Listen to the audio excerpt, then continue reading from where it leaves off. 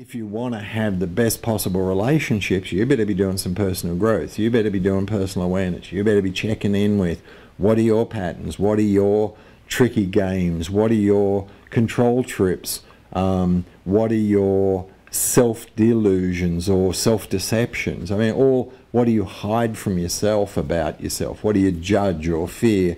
And start working with those things so you're coming to terms and embracing more and more of who you are honestly and with responsibility. And there's lots of great processes and seminars and teachers out there teaching really teaching really good stuff about this, right? Okay, so the more you grow your own relationship with yourself, starting with being honest and learning to acknowledge yourself and remove judgments, etc., heal fears and hurts, then the more you can be honest with the other people. And by definition, there's a wonderful old saying, birds of a feather flock together. If you increase your honesty levels from there to there, yeah, the people in your life who also play here will either drop out of your life or up their game too.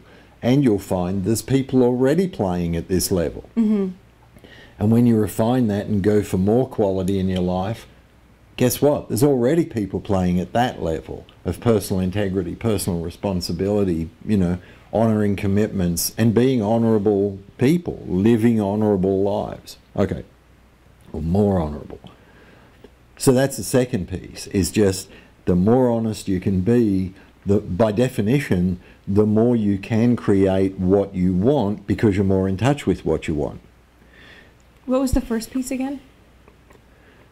I thought that was the first piece. The first piece was shifting from relationship to the idea of relating. Okay, got it. Second one is getting honest with yourself. Getting honest with yourself. Then getting honest with others. That's fine. Then the third piece is, so, you know, you meet someone you like, and you're getting on, and whether it's a work friend or a potential lover or partner or whoever, as you get to know each other, you're letting each other know what you're looking for. So let's keep it to personal partner type relationships. See, the more honest you are, the more you can honestly share with that person, yeah, well, this is what I want in relationship. You know, I'd like to have, you know, an open primary relationship where I have a partner and we both have the freedom to have other friends and lovers if we want to, and we're animals. Not... Hey? You're a sick woman. Just well, you have a sick sense of humour. Completely. I'm sorry. I'm sorry. Open primary relationship or... something else. But the point is... Your animal fantasies are coming out. What animal fantasies? Oh, don't play all coy. Yeah, I always find giraffes quite hot. Running around with a ladder is a problem. You want to have a... Bring it on. Come on. Yeah, I'll play. But the thing is that once you define to yourself what it is you're looking for, then when you meet someone else, you've got your list. You've got your shopping list. I'd like this, this, this, this, this, this, this. Any of that suit you? What's on your shopping list? Now, here's a key piece. The key piece is, look for, let's say that's your shopping list. Imagine big circle. This is the other person's shopping list. You're looking for the overlap. Mm-hmm. It's a Venn diagram. That is the relationship you can have at that moment. Mm-hmm.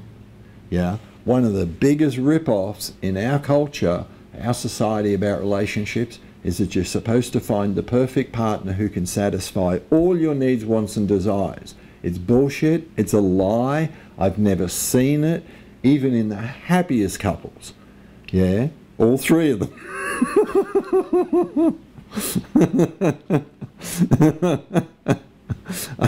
They're famous. Even in the most successful relationships and happiest relationships that I've had or I've seen, no one can provide everything. And guess what? I don't want them to. I do not want my lover to be the plumber. Yeah, that's a very separate function. I want to have a plumber who's over there, who just comes in. I don't, you know, so, and I have a need at times for a relationship with a plumber or a car mechanic or someone, you know, other people.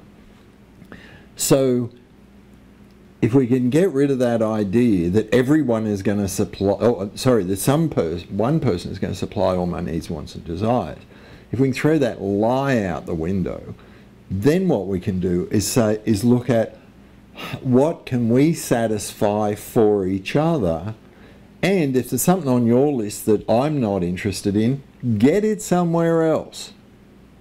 Yeah? Don't deny yourself.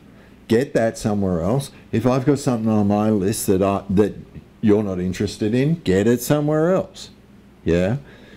That way, we get to have a really, really, really good relationship.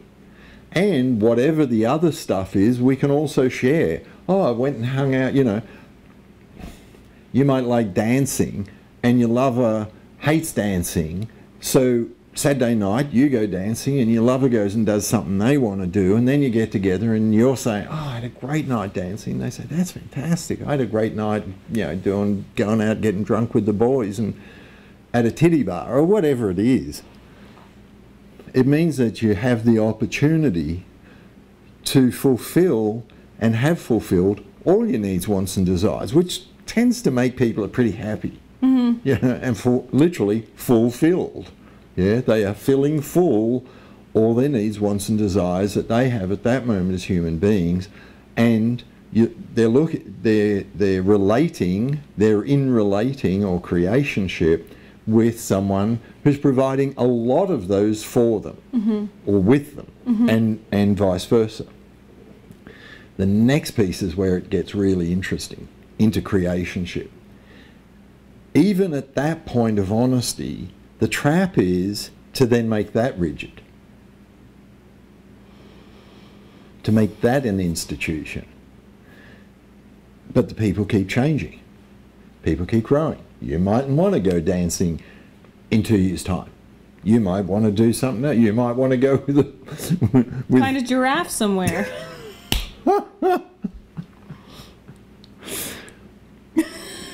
Yes. We have to come back and look at our lists again, apparently. That's the point. Mm-hmm. The point is that to regularly sit down and say, let's review. How are we doing? How's our list doing? Are we covering the things we said we'd cover? Do we want to modify? You know, it might be that initially you don't want to live together. And then after a while you say, yeah, it'd be fun to try living together. So you get a place, you live together. So that's the key, is to stay in touch with the fact that we are growing and changing. Therefore, our needs, wants and desires grow and change. Yeah? One way to look at this that's fascinating is to draw a squiggly thing like that, so that each bulge represents one area of your life relationships and how big you want that to be. So how much energy do you want to put into family relationships? How much into your service people relationships? How much into your work relationships, etc. And have that, and then look at that 6 months later and watch how that even changes. Yeah? Very interesting. Uh-huh. So to be checking in, and, you know, personally I usually do it around 6 months, and, you know, I know a lot of people who've done seminars with me do that regularly, about every 6 months, sometimes sooner, and then have review meetings every month as well, mm-hmm. you know, but have a really big review, like, okay, let's effectively... Spring cleaning kind of thing. Spring clean. Yeah. Let's say, even, I mean, I've taken it to the degree where I only have 6 months relationships. Yeah?